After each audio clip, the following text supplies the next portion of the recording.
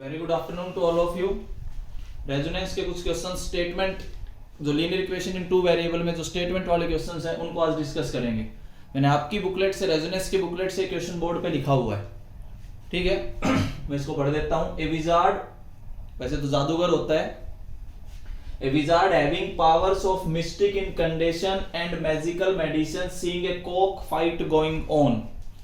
वो एक लड़ाई देखता है, ठीक है। एक मैजिशियन है, एक जादूगर है, वो अपनी लड़ाई देख के चलता है। दो कॉक्स की लड़ाई हो रही होती है। इस क्वेश्चन को ध्यान से समझना, स्टेटमेंट को। दो कॉक्स की लड़ाई होती है, ठीक है। और वो दो कॉक्स की लड़ाई को देखता है। वो एक मैजिशियन है, एक जादूगर है, ठीक है। वो क्या कहता है, वो एक काम करता है, वो दोनों कॉक्स के ओनर के पास जाता है। यहां पे लिखा हुआ है spoke privately to both the owners of the cocks. वो कॉक के दो, एक कॉक ए मान लो, एक कॉक बी मान लो, दोनों के ओनर के पास जाता है और वहां उनसे अलग अलग बात करता है, ठीक है। टू वन, पहले वाले से वो क्या कहता है, to one he said if your birds win, अगर आपका कॉक जीतता है। देखो इस स्टेटमेंट को समझो, क्वेश्चन बहुत आसान है, स्टेटमेंट समझ आई तो आसान है। To one he said if your birds wins that you give me your stake money. वो ए ओनर के पास जाता है और उससे कहता है कि अगर आपका कॉक जीतता है तो आपके पास जितना पैसा है वो सारा मैं लूंगा। शर्त सुनना आप, कंडीशन सुनना, थोड़ी अलग सी कंडीशन है कि अगर आपके पास जितना पैसा है, ठीक है, वो सारा पैसा मैं लूंगा अगर आपका कॉक जीतता है। But if you do not win, अगर आपका कॉक हार जाता है तो I shall give you 2/3 of that. अब मैं मान लो आप कॉक ए के ओनर हैं, आप स्टेटमेंट को समझो। अगर आप कॉक ए के ओनर हैं, मैं आपके पास आके ये कहता हूं कि जो फाइट चल रही है, ठीक है, उस फाइट में अगर आपका कॉक जीतता है तो जितना पैसा आपके पास है वो सारा मैं लूंगा, ठीक है। और अगर आपका कॉक हारता है तो जितना पैसा आपके पास है उसका 2/3 मैं आपको दूंगा। ये उसने कॉक ए से कहा। सेम इसी तरीके से वो कॉक बी के ओनर के पास गया और सेम इसी वे में वो प्रॉमिस करता है। क्या, कॉक बी के ओनर के पास जाके कहता है कि अगर आपका कॉक जीतता है तो जितना पैसा आपके पास है वो सारा मैं लूंगा, और अगर आपका कॉक हारता है तो जितना पैसा आपके पास है उसका 3/4 मैं आपको दूंगा। कंडीशन थोड़ी उल्टी है, उसका 3/4 मैं आपको दूंगा, उसने कॉक बी के ओनर से बोला। ऐसा करने पे जब भी गेम खत्म हुआ, गेम खत्म होने के बाद जो जादूगर है, जो विजार्ड है, उसके पास टोटल बेनिफिट 12 गोल्ड कॉइंस का आ गया। वो अलग अलग कॉक के ओनर के पास जाके अलग अलग कंडीशन पे शर्त लगाता है, और ऐसा करने पे जो भी जीता, जो हारा, उसके बाद विजार्ड के पास, जादूगर के पास आपके 12 गोल्ड कॉइंस आ गए। मतलब 12 गोल्ड कॉइंस उसके पास लास्ट में रहते हैं, जीतता है वो 12 गोल्ड कॉइंस। वो कहता है फाइंड द स्टेक मनी, सभी दोनों कॉक ओनर के पास कितनी स्टेक मनी होगी ये बतानी है। देखो मैं फिर एक बार रिपीट करता हूं, फटाफट सुनना, क्वेश्चन को ध्यान से समझो। एक विजार्ड है, एक जादूगर है, एक दो कॉक्स की लड़ाई होती है, दो मुर्गों की फाइटिंग चल रही होती है, ठीक है। दो मुर्गों की फाइटिंग देखने के बाद वो दोनों के ओनर के पास जाता है अलग अलग शर्त लगाने। शर्त भी कुछ अलग ही अनोखे तरीके से लगाता है। कॉक ए के ओनर के पास जाके ये कहता है कि अगर आपका कॉक जीतता है तो आपके पास जितना पैसा वो सारा मुझे दोगे, और अगर आपका कॉक हारता है तो आपके पास जितना पैसा है उसका 2/3 मैं आपको दूंगा। पहली कंडीशन। फिर वो कॉक बी के ओनर के पास जाता है, उनको सेम ऐसे ही समझाता है कि अगर आपका कॉक जीता तो आपके पास जितना पैसा वो सारा मुझे दोगे, ठीक है। और अगर आपका कॉक हारता है तो मैं आपको जितना पैसा आपके पास है उसका 3/4 मैं आपको वापिस दूंगा। ऐसा करने पे जब बाद में जब आपकी फाइट खत्म हुई तो ऐसा करने पे विजार्ड के पास 12 गोल्ड कॉइंस का बेनिफिट था। ऐसा करने पे विजार्ड के पास 12 गोल्ड कॉइंस का बेनिफिट था। तो ये बताना है कि कॉक ए के ओनर के पास कितने गोल्ड कॉइन थे, कॉक बी के ओनर के पास कितने गोल्ड कॉइन थे। अब देखो समझो इस क्वेश्चन को। लेट, अब मान के चलते हैं cock A owner have X gold coins, cock B owner have Y gold coins. Cock A के पास, जो ए का ओनर है उसके पास X गोल्ड कॉइंस हैं, बी के ओनर के पास Y गोल्ड कॉइंस हैं। पहला केस, फर्स्ट केस सुनना। ए विंस, ए जीतता है, मैं मान के चलता हूं कि ए जीत गया। अगर ए जीता इसका मतलब बी लूजेस, बी ने गेम हार गया। अगर ए जीता तो बी हारा, ठीक है।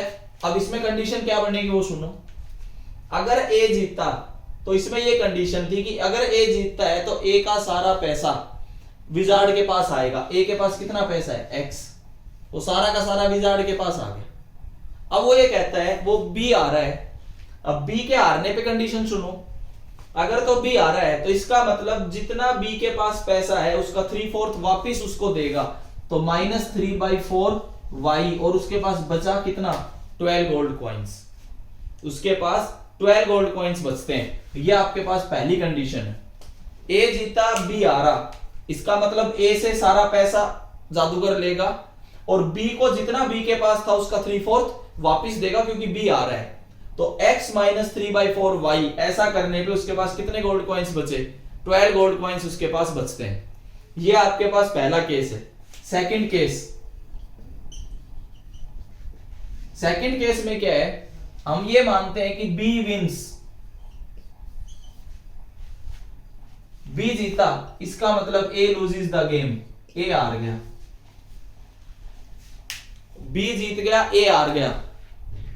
अब इस केस में देखिए क्या होगा, अगर B जीतता है तो B का सारा पैसा विजार्ड के पास आएगा, मतलब Y।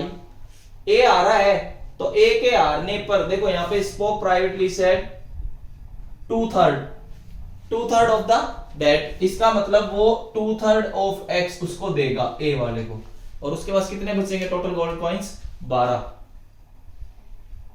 देखो मैं एक बार यहां तक रुक के आपसे ये पूछना चाहूंगा, जो भी बच्चे लाइव में जुटे हुए हैं, क्या जो मैंने कंडीशंस बताई, जो मैंने स्टेटमेंट समझाई, क्या वो सारी समझ आई? रेज योर हैंड जिसको समझ आई।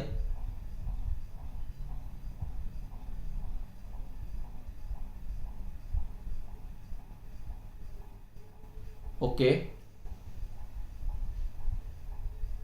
ठीक है, मतलब बच्चों को समझ आ रहा है तो हम आगे बढ़ सकते हैं। देखिए ये दो कंडीशंस आप अगर समझते हो तब हमें फाइंड क्या करना है, एक्स और वाई, दो इक्वेशन है, हम एक्स और वाई फाइंड करेंगे। देखिए कैसे, हम इस क्वेश्चन को मिटा दें।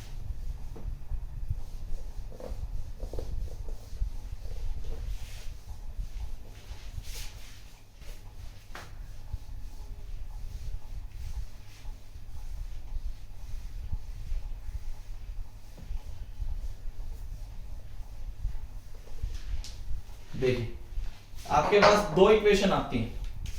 पहली equation x - 3/4 y is equal to 12, 4 से मल्टीप्लाई किया, 4x - 3y is equal to 48, equation number first. And second equation 3 से मल्टीप्लाई करो, इसको मैं ऐसे लिख सकता हूं, ये आपके पास दूसरी इक्वेशन, ये पहली इक्वेशन, ये दूसरी इक्वेशन, दो इक्वेशन आपके पास आ जाती हैं। देखिए इन दोनों इक्वेशंस को सॉल्व करने का तरीका, दोनों को ऐड कर दो। अगर आप दोनों को ऐड कर देते हो, first plus second, 4x - 3y is equal to 48, -2x + 3y is equal to 36, ये cancel, 2x is equal to, इधर देखिए क्या आता है, x is equal to 42 gold coins किसके पास है, पहले को कॉर्नर के पास, फर्स्ट को कॉर्नर के पास 42 गोल्ड कॉइन्स हैं। पुट इन इक्वेशन फर्स्ट, पहली इक्वेशन में वैल्यू रख दो, 4 × 42 -3y इज इक्वल टू 48, ये देखिए कितना आया। यहां से अगर मैं 3y फाइंड करूं तो 120 आता है, तो y मतलब 40 गोल्ड कॉइन्स, 42 गोल्ड कॉइन्स तो A के ओनर के पास हैं और 40 गोल्ड कॉइन्स B के ओनर के पास हैं। ये आंसर, ये आपका कोक से रिगार्डिंग जो क्वेश्चन था आपकी रेजोनेंस की बुकलेट में है, वो मैंने डिस्कस किया है पहले। क्लियर है, समझ आ गया क्वेश्चन सभी को? Raise your hand. क्या ये क्वेश्चन समझ आया? जिसको समझ आया रेज योर हैंड।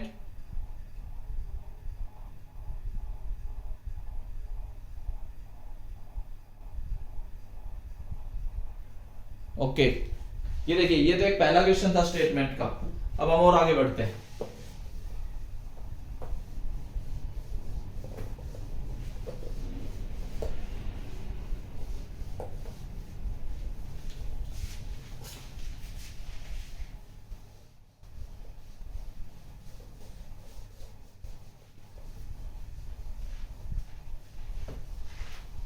देखिए अगला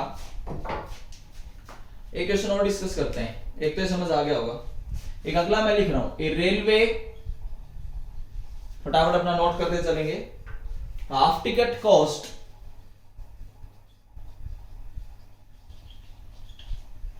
ए railway half ticket cost half the full fair,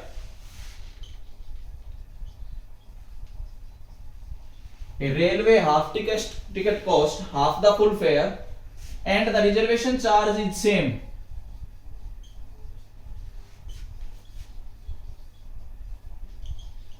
and the reservation charge is same on the half ticket as on the full ticket, on half ticket as on full ticket। इसके बाद वो लिखता है one reserve first class ticket, one reserve first class ticket from Mumbai to Ahmedabad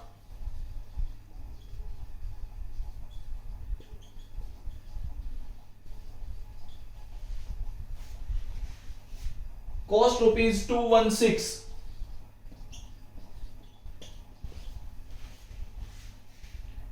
and one full and one half reserved first class ticket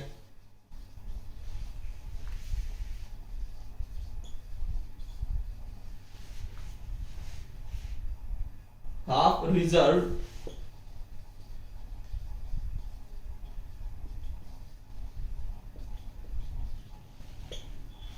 first class ticket cost ₹327। देखो जी, कम question discuss कर लो आज की class में, लेकिन क्वेश्चंस बहुत इंपॉर्टेंट है, concept समझते चलना। व्हाट इज द बेसिक, ये सेकंड क्वेश्चन आपके आगे, what is the basic first class full fair,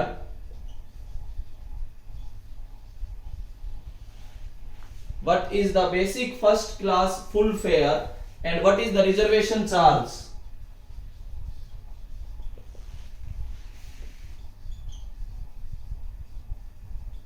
ये बताना है। इस क्वेश्चन को आप फटाफट ध्यान से पढ़ें। देखिए अब समझते चलना इसमें करना क्या है।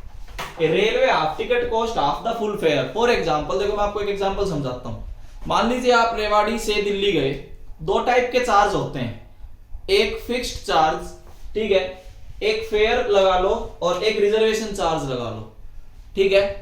रिजर्वेशन चार्ज तो सेम है, चाहे आप हाफ टिकट लो चाहे आप फुल टिकट लो, रिजर्वेशन चार्ज आपका सेम रहेगा। और जो आपका फेयर कॉस्ट है, अगर आप हाफ लेते हो तो आधे पैसे देने हैं, फुल टिकट लेते हो तो पूरे पैसे देने हैं। फॉर एग्जांपल जैसे आप रेवाड़ी से दिल्ली गए, रिजर्वेशन चार्ज मान लो 50 रुपए हैं और 100 रुपए आपके फेयर चार्जेस हैं, ठीक है, फिक्स्ड चार्जेस जिसको आप बोल रहे हो, कुछ भी बोल लो आप, फेयर चार्ज बोल लो। अब रिजर्वेशन 50 जो है वो तो चाहे आप हाफ टिकट लो फुल टिकट लो 50 लगेंगे, लेकिन अगर आप जो चार्जेस एक्स्ट्रा चार्जेस हैं, फेयर चार्जेस हैं, ठीक है, उसका क्या है कि आपके पास अगर फुल टिकट लेते हो तो 100 रुपए, हाफ टिकट लेते हो तो 50 हो गए। अगर मान लो आप रेवाड़ी से दिल्ली गए और फुल टिकट ली तो 100 रुपए प्लस 50 रिजर्वेशन के 150। लेकिन अगर आपने हाफ टिकट ली तो हाफ तो फेयर हो गया प्लस 50 रिजर्वेशन के, 50 रिजर्वेशन एज इट इज रहेंगे, तो 50 प्लस 50 100 रुपए। इस तरीके से ये एक कंडीशन है, ठीक है। और इसमें बोला गया what is the reservation charge, कि रिजर्वेशन चार्ज क्या रहेगा, ठीक है। आप दो टाइप के चार्ज कंसीडर करोगे। पहला, let the full fare charges is equal to ₹X, reservation charges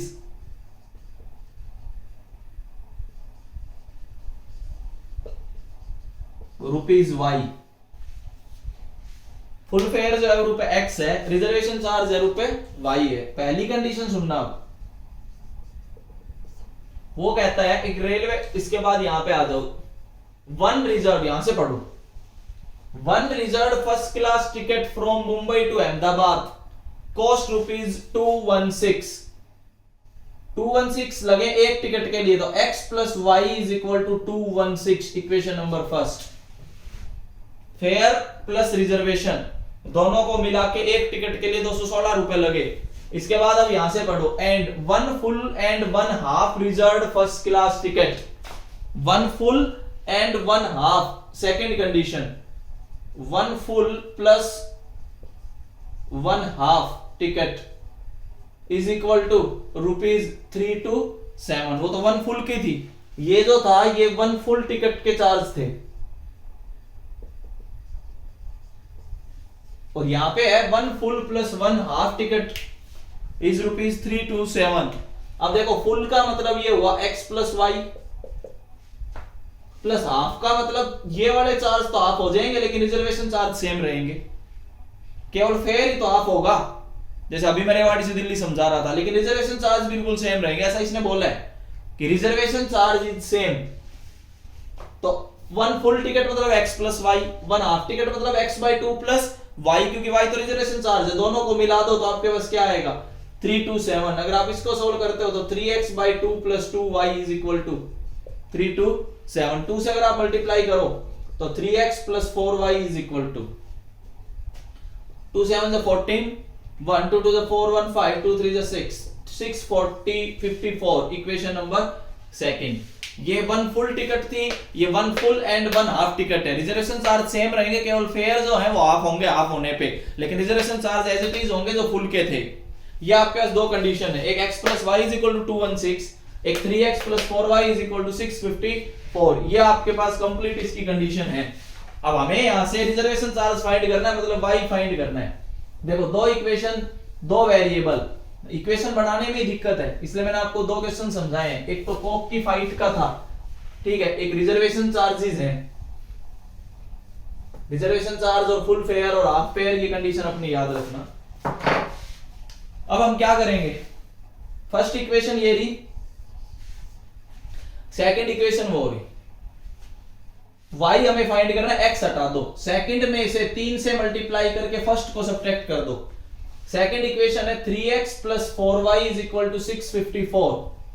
first equation को 3 से मल्टीप्लाई किया, 3x plus 3y is equal to, इसको 3 से मल्टीप्लाई करो क्या आता है, 3 6 18, 1 3 1 1 4 3 2 6, ये आपके पास आएगा, माइनस माइनस माइनस ये cancel, y is equal to 6।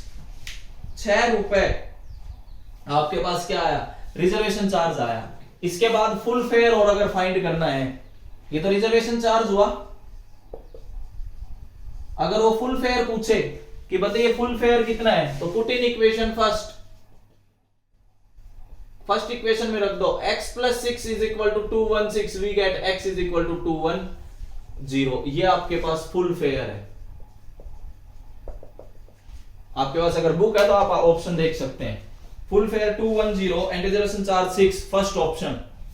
ये आपके पास फुल फेयर और हाफ फेयर रिजर्वेशन चार्ज का क्वेश्चन है।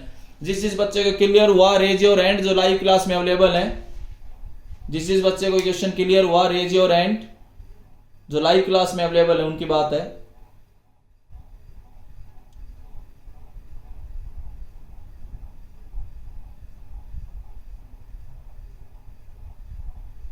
ओके ठीक है, बहुत अच्छे, यहां तक जो मैं समझा रहा हूं शायद सभी को समझ आ रहा होगा। आगे बढ़ते हैं।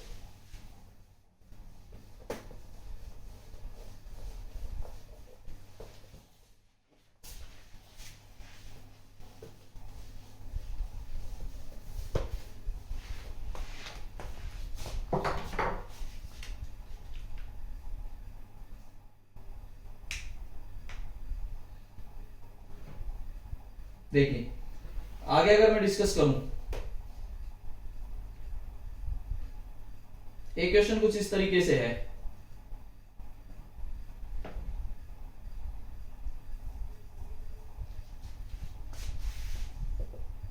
मैंने ग्राफ दिया,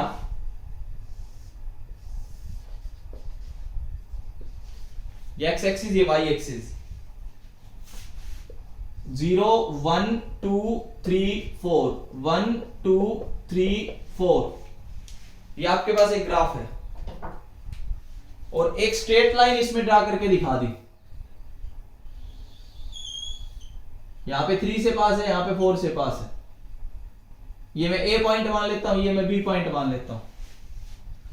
ये ग्राफ दे दिया, इसने पूछा find the equation of A B line की इक्वेशन कौन सी होगी। देखो अभी आपको इक्वेशन बनानी तो आती नहीं, वो तो +1 का टॉपिक है, 10th में सिखाएंगे। अभी फिलहाल हम क्या करते हैं, ऑप्शंस से जाएंगे। पहला ऑप्शन आपके पास है y = x - 3, दूसरा ऑप्शन आपके पास दिया इन्होंने y = 2x + 3, तीसरा ऑप्शन आपके पास आया y = -x - 3, और डी ऑप्शन y = -4x/3 + 4। ये बताना है which is the correct option, which one of the following represents the equation of A B, कि ए बी लाइन जो आपको नजर आ रही है उसकी इक्वेशन इन दोनों में से कैसे आएगी। देखिए मैं आपको एक तरीका समझा देता हूं, आप ऑप्शन से जाना चाहो ऑप्शन से चले जाओ, लेकिन वैसे समझो तो देखो एक बहुत आसान सा है, ज्यादा मुश्किल नहीं, समझ सकते हो। एक स्ट्रेट लाइन का कंसेप्ट आता है, देखो आपको काम ही करना है, 10th में भी करवाएंगे सर। स्ट्रेट लाइन में एक इंटरसेप्ट फॉर्म होती है, इंटरसेप्ट फॉर्म। अगर आप इंटरसेप्ट फॉर्म पे जाएं तो मैं आपको समझा सकता हूं। देखो इंटरसेप्ट फॉर्म क्या होती है, ये एक्स एक्सिस, ये वाई एक्सिस। अगर आप कोई ऐसी स्ट्रेट लाइन ड्रा करें जो दोनों एक्सिस को कट करे, एक पॉइंट ए पे एक पॉइंट बी पे, ये आपके पास ओरिजिन है ओ, यहां से लेके यहां तक का डिस्टेंस मैं स्मॉल ए लेके चल रहा हूं, यहां से लेके और यहां तक का डिस्टेंस मैं स्मॉल बी लेके चल रहा हूं। तो जो एक्स एक्सिस पे ये डिस्टेंस है ये एक्स इंटरसेप्ट कहलाती है। ए जो है x intercept made by line A B line ने जो एक्स इंटरसेप्ट बनाया है वो ए है, बी जो है वो ये कहलाता है Y intercept made by line A B. A जो है वो है x intercept made by line A B जो है वो है Y intercept made by line A B. Intercept आप ध्यान से समझना कि किनको इंटरसेप्ट बोला गया है। एक्स एक्सिस पे ऐसी कोई लाइन आएगी जो दोनों एक्सिस को कट करती है, ठीक है। ये जो लाइन है कट्स बोथ एक्सिस, ये ध्यान रखना कि दोनों एक्सिस को कट करके चलेगी। तो एक में ए डिस्टेंस लिया, एक में बी डिस्टेंस लिया, तो ए डिस्टेंस को मैंने कहा एक्स इंटरसेप्ट, बी डिस्टेंस को मैंने कहा वाई इंटरसेप्ट। एक ए इंटरसेप्ट एक वाई इंटरसेप्ट। अगर ये गिवन है तो आप इक्वेशन ऑफ ए बी लिख सकते हैं direct, x by a plus y by b is equal to 1। इसको बोलते हैं intercept form. Equation of A B, x by a plus y by b is equal to 1। जो a है यहां पे x इंटरसेप्ट ये लिखना है, ध्यान रखना, और जो b है ये हमेशा क्या लिखा जाएगा, y intercept. a x intercept, b y intercept, x by a plus y by b is equal to 1। अगर ये आप यहां पे अप्लाई करो, अगर यही सेम कंडीशन अगर आप गिवन क्वेश्चन में अप्लाई करो, तो देखो मैं ऑप्शंस मिटा रहा हूं, यहां मैं आपको अप्लाई करके दिखाता हूं यही सेम चीज। इंटरसेप्ट फॉर्म अगर आप यहां पे अप्लाई करो तो देखो जो x इंटरसेप्ट है जिसको आप a से डिनोट करते हो, यहां पे 3 है, यहां से लेके यहां तक की डिस्टेंस कितनी है 3, तो x इंटरसेप्ट a की वैल्यू कितनी है 3। y इंटरसेप्ट जिसको आप b लेते हो, यहां से लेके यहां तक की वैल्यू जो आप b लिख के चलते हो, ये b कितना है आपके पास 4, आपको दिख रहा है डायग्राम में, ये b आपके पास 4 है, तो y इंटरसेप्ट की वैल्यू 4 है यहां पे। अगर आप इक्वेशन ऑफ ए बी लिखना चाहो x by a plus y by b is equal to 1। इसका मतलब x by 3 plus y by 4 is equal to 1। ये लिख सकते हैं आप 4x plus 3y is equal to 12 से मैंने इसको मल्टीप्लाई कर दिया। अगर आप ऑप्शन की बात करें तो इन्होंने y फाइंड किया हुआ है, 3y is equal to 12 minus 4x, 3 से डिवाइड कर दो, वी गेट, यहां से मैं आंसर लिख रहा हूं, y इज इक्वल टू 3 से डिवाइड करते 4 माइनस 4 बाई 3x। ये आपके पास इंटरसेप्ट फॉर्म है, 4 minus 4 by 3x। D option, जो डी ऑप्शन है आपका वो करेक्ट है, ये कहलाती है इंटरसेप्ट फॉर्म। एक बार मैं फिर लाइव में जो स्टूडेंट्स जुड़े हुए हैं उनसे पूछना चाहूंगा, 9th क्लास के जो बच्चे मेरे साथ लाइव क्लास में जुड़े हुए हैं उनसे पूछना चाहूंगा कि क्या ये इंटरसेप्ट फॉर्म समझ आई? Raise your hand.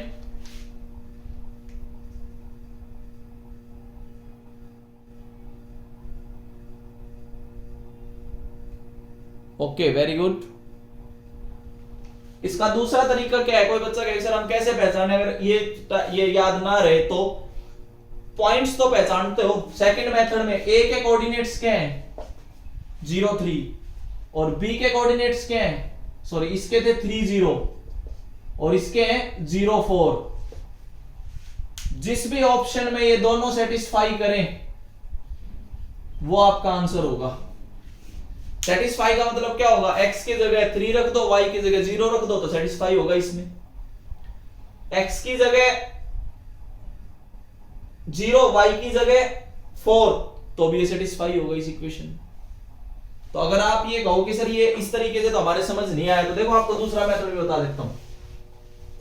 कोई ये कहे कि सर इंटरसेप्ट फॉर्म थोड़ा कम समझ आया है, तो देखो 9th क्लास के हिसाब से अगर फिर हम बात करें तो 9th क्लास के हिसाब से आप ऐसे बात कर सकते हो, आप डी ऑप्शन लेके चल सकते हैं। डी ऑप्शन हमारे पास y is equal to 4 minus 4 by 3x है। अब हमारे पास 2 पॉइंट हैं, इस लाइन पे 2 पॉइंट है। पहला point 3 0, put in given equation. Given equation में ये वैल्यू रख के देखो, y की जगह यहां से देखो 2 पॉइंट्स हैं, x 3 है, y के 0 रखो यहां पे, y की जगह 0, 4 माइनस 4 बाई 3 इंटू एक्स की जगह 3, ये कट गया, 0 is equal to 4 minus 4, we get 0 is equal to 0, we get true. इसके अलावा कोई ऑप्शन नहीं मिलेगा जिसमें ट्रू आ जाए।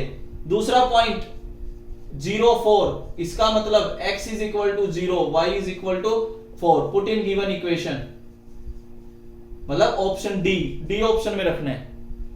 आपने रखा y की जगह 4 माइनस 4 बाई 3 इंटू एक्स की जगह 0, 4 is equal to 4 minus 0, 4 is equal to 4, which is true. तो आप इस तरीके से भी चेक कर सकते हैं। कोई कहेगी सर हमें इंटरसेप्ट फॉर्म क्लियर नहीं है कि कैसे आपने इक्वेशन लिख दी, तो आप एक एक ऑप्शन में रख के और चेक करके देख सकते हैं कि कौन से ऑप्शंस में ये दोनों पॉइंट सेटिस्फाई होते हैं। जिस ऑप्शन में दोनों पॉइंट सेटिस्फाई होंगे वही आपका आंसर रहेगा। ये आपका एक इंटरसेप्ट फॉर्म के ऊपर मैंने एक छोटा सा क्वेश्चन डिस्कस किया कि इंटरसेप्ट फॉर्म क्या चीज है। नेक्स्ट देखो, आप मॉड्यूल्स को करते रहिए, मैं मॉड्यूल्स में से डिस्कशन कर रहा हूं पहले।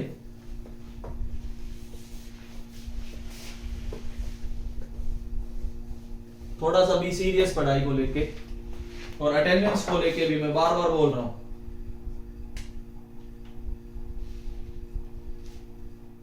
ऐसे कुछ भी आप क्वेश्चंस डिस्कस कर सकते हैं, जैसे क्वेश्चन ये है, if 2a is equal to b, the pair of equations, फटाफट करेंगे, ax plus by is equal to 2a square minus 3b square and x plus 2y is equal to 2a minus 6b possesses, ये बताना है कौन सा option सही होगा। No solution, B option only one solution, only two solution, और D option infinite many solutions.